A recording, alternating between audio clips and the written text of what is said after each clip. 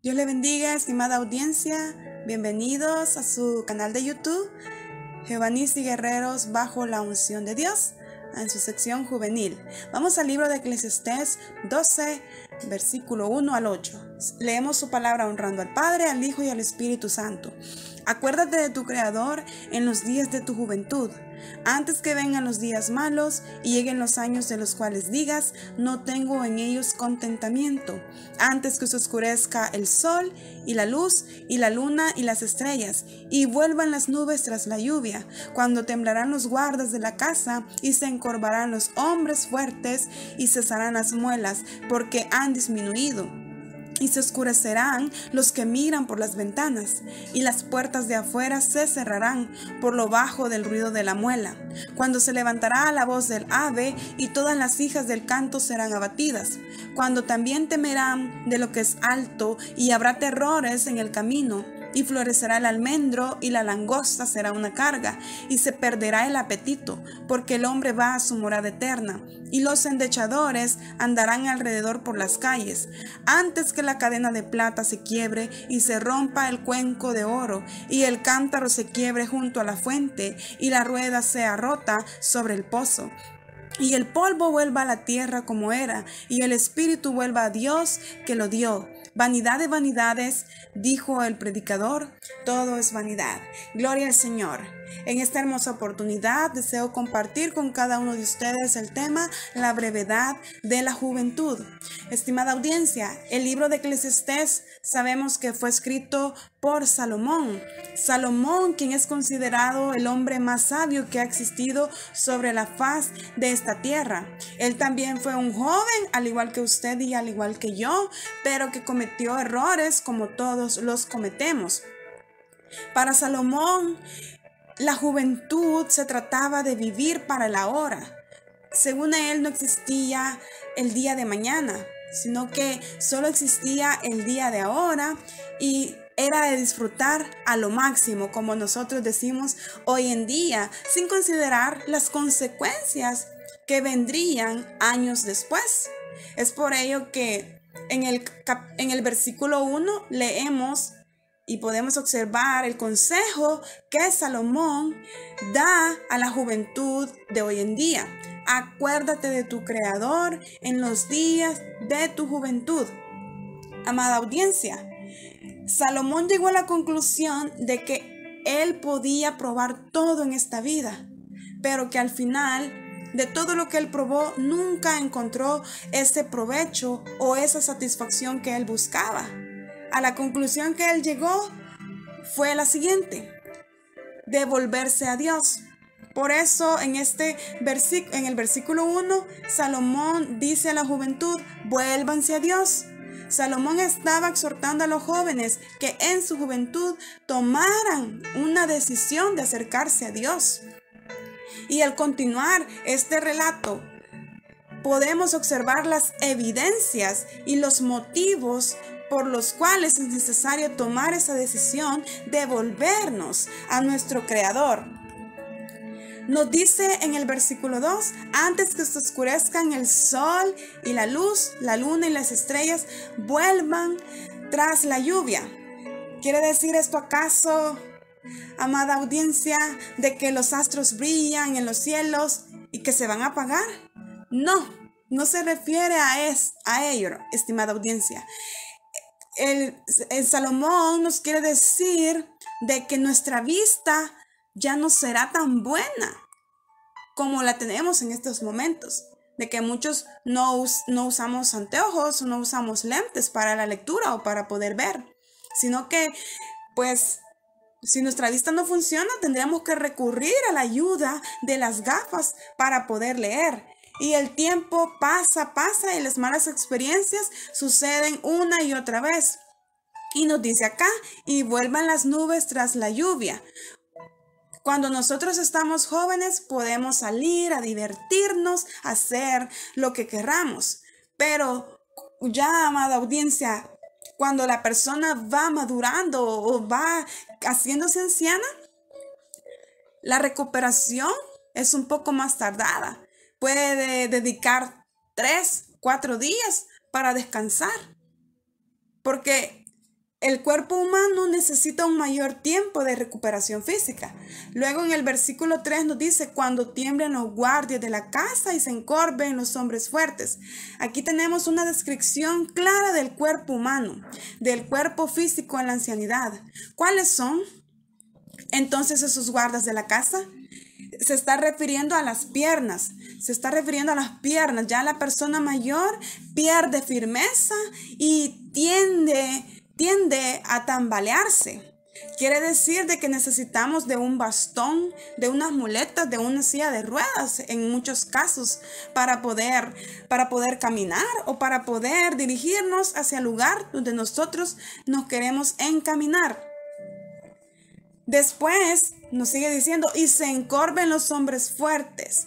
Acá se está refiriendo a los hombros, que ya, estimada audiencia, estimado oyente, los hombros ya no pueden permanecer erguidos como cuando nosotros tenemos la potencia de la juventud, sino que hasta muchas veces podemos observar que hay personas que tienen la petaca que nosotros le llamamos. Y luego continúa con la descripción de este versículo, se complementa con la frase, y se queden oscuras las que miran por las ventanas. En esta parte, estimado oyente, se refiere a la pérdida progresiva de la vista. Así que las ventanas del cuerpo comienzan a oscurecerse. Ya nosotros no podemos ver como en la edad de los 20 años, que vemos todo el esplendor que Dios ha creado. Y luego en el versículo 4 del mismo capítulo 12 nos dice, cuando las puertas de afuera se cierren y se vayan apagando el ruido del molino. La primera frase, cuando las puertas de afuera se cierren, es casi una descripción poética que se refiere a la pérdida del sentido del oído. Cuando nosotros seguimos leyendo en el mismo versículo 4, cuando se escucha la voz del ave, a las personas jóvenes no les interesa que suene un despertador, o tampoco les molesta el ruido que hacen los niños cuando están jugando afuera, o incluso cuando usted va en un bus. No le molesta el ruido de la música a todo volumen. Pero nosotros vemos que una persona mayor, cualquier ruidito que se escuche, pues ya es una molestia para él, para sus oídos. Luego nos dice al final del versículo 4, las canciones dejen de oírse. Evidentemente, las personas mayores ya no pueden cantar en la forma en que lo hacían antes. Incluso podemos observar los cantantes, estimado oyente, aquellos que alguna vez tuvieron voces magníficas, van perdiendo la calidad y la potencia de sus voces. Y así Salomón continuó hablando de la ancianidad, y entonces él llegó a un punto que consideramos trágico. ¿Por qué? Porque ahora vamos a observar los efectos secundarios o efectos psicológicos. En el versículo 5, cuando se tema también a las alturas y se llene de peligros el camino y florezca el almendro y la langosta sea una carga, y se perderá el apetito, porque el hombre va a su morada eterna y rondarán por las calles quienes hacen duelo. Luego se nos dice acá en el versículo 5, y florezca el almendro. Cuando florece un almendro, muestra unas flores blancas hermosas. Entonces nos compara con nuestro cabello. El almendro simboliza el cabello de una persona mayor.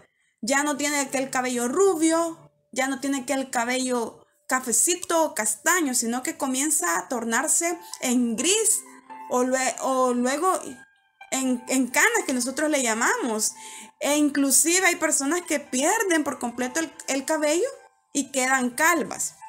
Ahora notemos lo que Salomón sigue diciendo en este mismo versículo. Y la langosta sea una carga. Nosotros nos podemos preguntar, ¿cómo puede una pequeña langosta llegar a ser una carga? Es que cuando ya se llega a la ancianidad, hechos o detalles pequeños que nunca molestaban se convierten en una carga. Pongamos un ejemplo. Cuando las personas ya tienen nietos, ok, el abuelo o la abuelita se alegra de tener a su nieto 1 o 2 horas, pero luego que transcurre ese tiempo ya se aburre, se agota. se agota de estar con el niño y se alegra cuando sus hijos llegan a recoger a esos niños. ¿Por qué? Porque esas cosas que nosotros podemos decir que son pequeñeces se convierten en una carga para la persona mayor. Luego se nos sigue diciendo en el mismo versículo 5, y se pierde el apetito, porque el hombre va a su morada eterna.